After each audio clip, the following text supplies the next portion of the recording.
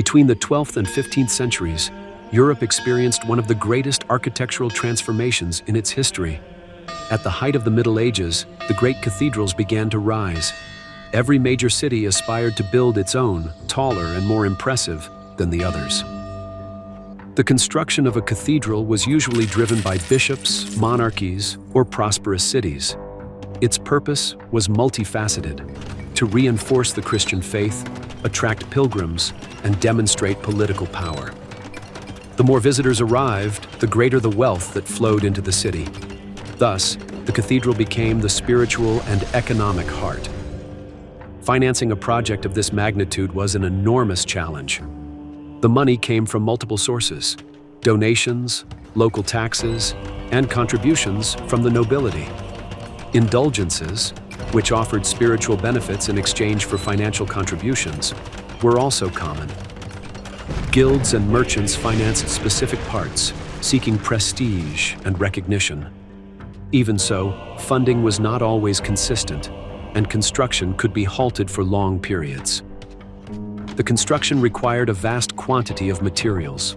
The wood came from nearby forests and was used to build cranes, scaffolding, structures, and roofs.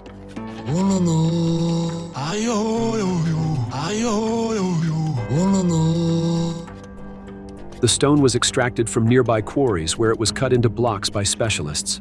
Sometimes these materials had to be transported for kilometers by carts pulled by animals. To join the stone, lime mortar was used, obtained by heating limestone in kilns. All of this required a constant supply that could be maintained for generations. At the heart of it all were the stonemasons, artisans specializing in working stone. Each block was precisely carved to fit perfectly into the structure. Their work required years of apprenticeship and great technical skill. Alongside them worked carpenters, sculptors, glassmakers, and numerous laborers. All were directed by the master builder, responsible for the design and execution. Construction began with the excavation of the land, a slow and demanding task that could last for months. It was necessary to achieve a solid foundation, capable of supporting the enormous weight of the structure that would be built upon it. In many cases, remnants of previous buildings were reused and integrated into the new foundations. Large stone blocks were carefully placed, forming a stable and durable base. A mistake at this stage could jeopardize the entire structure, so it was carried out with extreme precision. Once the foundations were complete, the longest and most visible phase of construction began.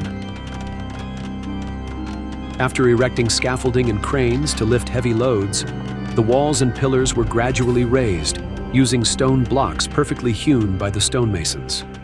The development of the pointed arch allowed for a more efficient downward distribution of weight, reducing the pressure on the walls. Thanks to this, structures could reach ever greater heights. Exterior buttresses, especially flying buttresses, diverted lateral forces towards the ground.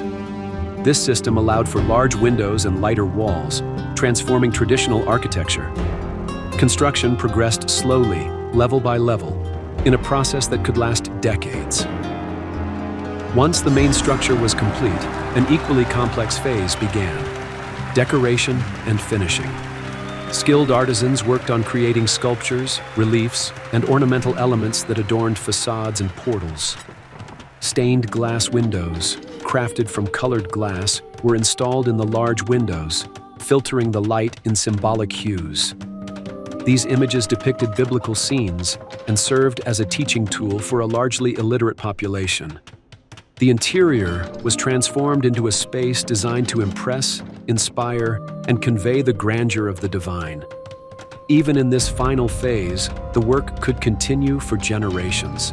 The construction of a cathedral could take between 50 and 200 years. During that time, architectural styles evolved.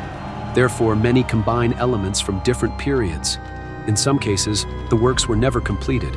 Over the centuries, many cathedrals survived wars, fires, and political upheavals. They became witnesses to European history, reflecting the evolution of the societies that built them. Today, they remain as a material legacy of an era in which architecture, religion, and power were deeply intertwined.